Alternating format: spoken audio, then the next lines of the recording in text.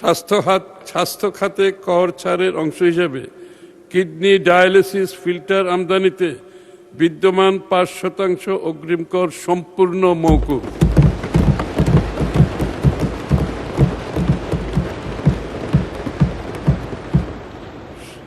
শারীরিকভাবে বিশেষ চাহিদা সম্পন্ন ব্যক্তিবর্গের ব্যবহারের জন্য আমদানিকৃত ১৫টি পণ্যের অগ্রিম আয়করের হার ২% থেকে ১% আনা হয়েছে।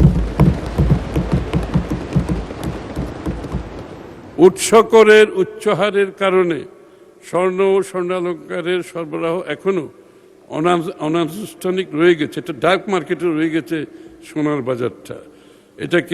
এটাকে মেইন স্ট্রিমে আনার জন্য এই ব্যবসাকে আনুষ্ঠানিক খাতে এনে সরকারের রাজস্ব আদায় বাড়ানোর লক্ষ্যে স্বর্ণ ও স্বর্ণালঙ্কার সরবরাহে উৎস করের ৫% থেকে 0.৫% করা হয়েছে। আমরা আশা করছি যে ডার্ক মার্কেটে সোনার ব্যবসা চলে সেখান থেকে আমরা বেরিয়ে আসতে পারব। কম্পিউটার পরিবেশ বান্ধব যোগাযোগ ব্যবস্থা নিশ্চিত কল্পে ইলেকট্রিক বাস ও ট্রাক এবং ইলেকট্রিক চার্জিং স্টেশন আমদানির ক্ষেত্রে উৎস কর হার ৫% হতে সম্পূর্ণ প্রত্যাহার।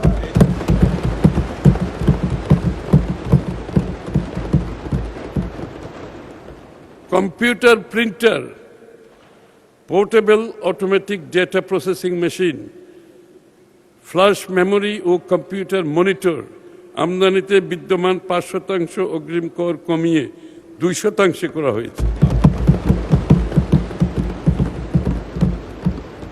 স্থানীয়ভাবে মোবাইল ফোন উৎপাদনকারী প্রতিষ্ঠানের ২২টি কাঁচামাল আমদানিতে অগ্রিম করের হার ৫% ও ২% হতে ১% নামিয়ে আনা হয়েছে।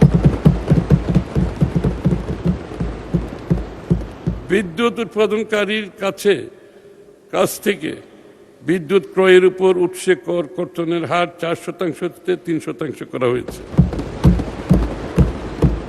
রিফাইনারি কর্তৃক জ্বালানি তেল সরবরাহের ক্ষেত্রে উৎসে কর কর্তনের ১.৫% হতে ১% করা হয়েছে।